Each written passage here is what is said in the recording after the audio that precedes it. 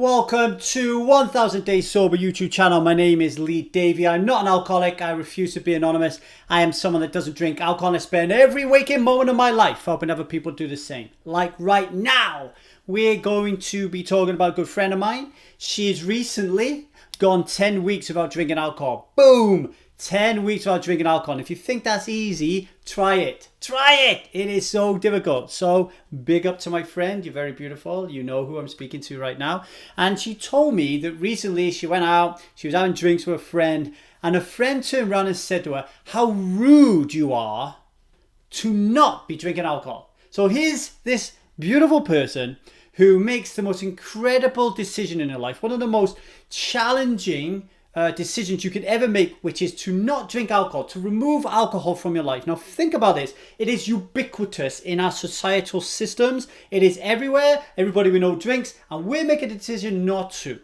Not because we want to be awkward, not because we want to get on people's tits, not because we want to be rude. It's because we suddenly wake up and we realize that we're not leading or living a life in accordance with our values. So when we look at our values and we sort that values hierarchy around like a little jigsaw puzzle, and we put health and wellness and family and connection and intimacy and all these good things at the top, and then we say to ourselves, right, what do I have to do? What do I have to embody? What do I have to manifest? How do I have to behave and act? Who do I need to be? How do I need to think and feel in order for me to live in accordance with these values? Drinking alcohol, chugging a poison down your throat that kills 3.3 million people a year, which is more than murder, war and terrorism combined, and is a causal factor of more than 200 illnesses and diseases, is not in alignment with those values. If anything, it disconnects you from everybody and everything, including yourself, right? So this person goes and does that, and you think her friends would celebrate her and be going, whoa, hat tip, bow, curtsy, all that kind of stuff. But no, that doesn't happen in our society, does it? It doesn't. We get hit by something quite incredible, because alcohol is the only drug in the world, as I repeatedly say, where you are encouraged to take it and you are ostracized and demonized and villainized and ridiculed and shamed if you don't take it. Okay, that is what's going on in the world. That is a powerarchy at work here. People who don't drink lives matter, folks. Let's remember that one, okay? So here's this girl. Woman, beautiful woman, goes into the party, and this person turns around and says, you're rude for not drinking. What is going on there? Well, in the 1000 Days Sober Experience, we teach you about a phenomenon, I'll say that slowly because I won't be able to say it otherwise, called the death effect. Something that I pinched from an evolutionary biologist from Australia called Jeremy Griffith. Check out his book, Freedom and the Species Denial. Boom, that guy is top notch, right? So we're talking about the death effect. What is the death effect? The death effect, let me give you an example. All right, I go back to Ogmore Vale, which is my old haunt. Someone's died. There's a funeral. We had to have it in a pub. And I'm there. I'm talking to my old friends. They go to the bar to buy a drink. And he turns around and says to me, Lee, are you still doing that non-drinking thing? And I say, oh, that non-drinking thing where I help people save their lives and not drink alcohol and have a company. It's my entire life, meaning and purpose. That drinking thing? And they say, yeah, that drinking thing. And I say, yeah, I'm still doing that drinking thing. Oh, okay. Well, why? Why did you stop drinking? And I go and tell them about everything that I know about the myths around alcohol and how we've all been conned to believe that it is normal and pleasurable to drink this thing, how it provides us with no long-term value. I blow this guy's mind, right? I blow his mind. And he turns around, he's like fixated on me, and he's like, oh my God, I never knew this about alcohol. This is mind-blowing. I can see why you did it now. This is incredible. I never knew there was no value in alcohol. And by this time, the barman's getting a little bit pissed off. So the barman says to him, hey, are you going to order a drink or what? And he turns around and says, yeah, give me a pint of cider and a shot of whiskey. Lee, do you want a pint?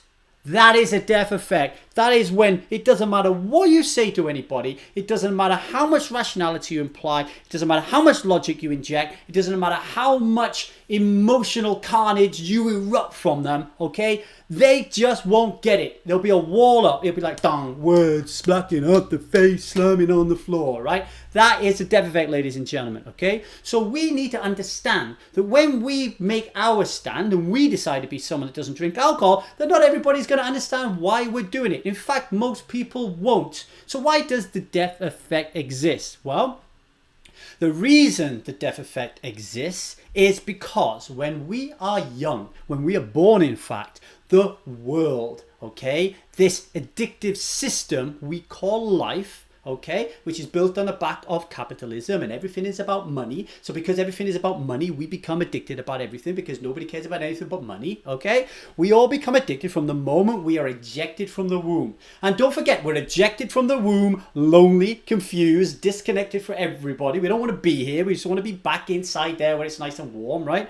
So we're ejected, we're lonely, and then the world tries to tell us, and does a very good job of it, that if you don't drink alcohol, you will be a pariah. You will be a leper. You will be ostracized. You will be banished. You won't be ostracized or banished because you won't even be part of a tribe because you are not worthy because you do not drink. Or to make it more poignantly, which happens when you're young, you are not cool enough. You're not cool enough to be in our gang. You're not cool enough to be in our tribe. And anyone who remembers the playground will remember that if you're not cool enough, then what's probably happening is people are setting fire to your bag, people are stealing your dinner money, and people are beating you up, right? And nobody wants that as a kid. So we have to tell ourselves, well, what do we need to do to be cool? I can't change the way I look. I can't get rid of all these zits. I can't manufacture money because I don't have any because my mum looks after it. But I tell you what I can do. I can drink all that alcohol that's in that bottle of lilt. I can take those drugs. I can smoke those cigarettes. I can let this man touch my body. I can do all those things. That'll be cool, right?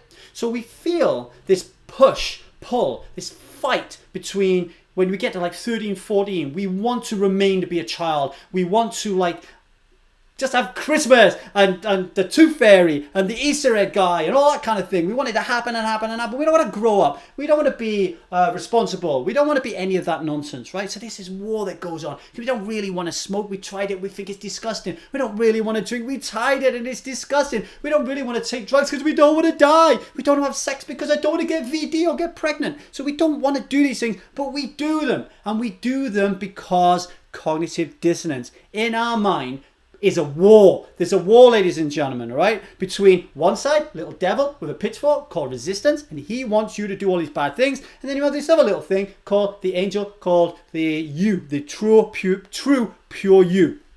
And what happens is this fight goes on and your brain's like, I can't stand this. I can't stand this bickering. I need to make a decision. I need to take sides. And we take the side of resistance. And what happens is the true you gets mired down and down and down and down in layers and layers of quicksand until resistance is taken over. Until you put a mask on, until you put on your armor to protect yourself. You don't have to be vulnerable anymore. You've got this facade, you've got this fake you, and on you go, drinking and doing all these things and being not you. And all of a sudden, the cognitive dissonance subsides. You don't hear it anymore. And then when you're 35 to 40 years of age and your marriage is in ruins, your kids are starting to act like you're still smashing it down you on the weekend with your mates, acting like a 12-year-old when you should be 35, you're just losing your job, everything is going wrong, you can't remember what happened. And that is, ladies and gentlemen, the beauty of alcoholism as an invisible, violent, dominant belief system. A belief system so perfect that you will take a drug that destroys your life and you cannot stop drinking it. You cannot stop drinking it. And everyone around you is drinking it. And they're calling you rude because you won't drink it. Yet it's screwing your life up and you can't get it out of your head and you can't deal with it. That is alcoholism as an invisible, violent and dominant belief system. Okay? Now, what is happening is we're putting a mirror up. When we walk out there into our power and we say, no, I'm not having a drink, get me a sparkling water. And we are strong. And we don't say things like, oh, I'm drinking because I got the car. I'm drinking because I'm on antibiotics. I'm drinking because the doctor says I've just got to have a little bit off for a little while. I'm just trying it for a month, right? All those type of things, right? If we step into our power and say, I'm not drinking alcohol because I am not the type of person who drinks alcohol anymore. It's unhealthy for me. I don't like the way it makes me feel. I don't like the way it makes me act. I don't like the way it disconnects myself from myself and other people. If you can have and exude that confidence, and here at 1000 Days Sober, we help you to do that, right? We know how hard that is. If we can do that, then what is happening when you're in an engaged conversation with somebody, right? That part of the night which is beautiful before they get smashed off their face, okay? That beginning of the night which is really good, that we then piece together and think, oh, we had a great night last night, even though we can't remember 12 hours of it and we can only remember 1 hour of it. That goodness, that juice, that is when the other person is starting to feel very inadequate. Because now they're starting to think, oh, this person doesn't drink alcohol. Why aren't they drinking alcohol? And do you know what happens? That little angel, that true you, that resistance, bang, down into the basement, he suddenly finds strength and courage. And he puts his hand up and he says, remember me, the person who never wanted to drink alcohol. Remember me, the person who didn't want to sell his soul to the devil. I'm here. And then all of a sudden, resistance says, shut him up. So all of a sudden, you have to think of something and you say, why could you be so rude? Why are you so rude to not drink alcohol? There's nothing wrong with me. I don't drink alcohol that much. I'm pretty fine. There's nothing wrong with you. And all these justifications and all this denial spews out as a way to stop that cognitive dissonance coming up. Because the pain, oh boy, the pain of having to deal with cognitive dissonance, you don't want that, okay? The pain that you have got in your life as someone who drinks alcohol and the way it's screwing your life up is nothing compared to the hot coals you've got to walk through when you stop drinking, ladies and gentlemen. Okay, that is the truth of the matter, all right? That is why we don't change, okay? So we're holding up a mirror to people. So what do we have to do? When this happens, how do we deal with it? Well, the number one thing we need to remember, folks, is we were just like them not that long ago. We were listening to somebody or reading something or watching something where somebody like me jumped into your life with all this crazy energy and said things like invisible, violent, and dominant belief systems. And you're thinking, what the heck is this guy going on about? You've got the death effect, and all of a sudden you have no empathy, you have no kind of like compassion with this guy, you don't have a clue what he's on about, because it's not coming in. The words are just hitting you on the face, nothing's happening.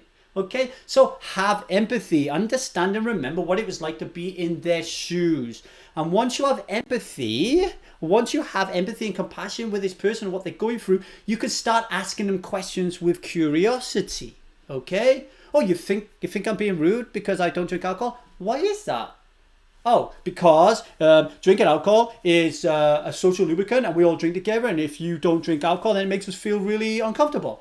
Oh, that's really interesting. Why does it make you feel uncomfortable? Right, you could start to have that conversation, but you can't have that conversation if you're not feeling comfortable and confident, which is why you need to find like-minded people and work with people like 1,000 Days Sober, This Naked Mind, 1 Year No Beer, on and on and on and on and on. You need to build that confidence. You won't just get it overnight, but if you don't have it, you will crumble. The shame, the embarrassment, the ridicule will get you eventually, and you'll drink just to please people because that's what you've done your entire life, right? So empathy is really good because it allows you to build a connection, make them feel understood. You understand them, they understand you a little bit better. You can ask some curious questions with this renewed confidence, right? The other thing is be a role model. Just carry on doing what you're doing, but again, do it leaning up straight with your shoulders back in your head, a bit of an aura. Take that energy to the table that you're not somebody to be messed with. This is a serious decision, okay? And what comes aligned with being a role model is boundaries,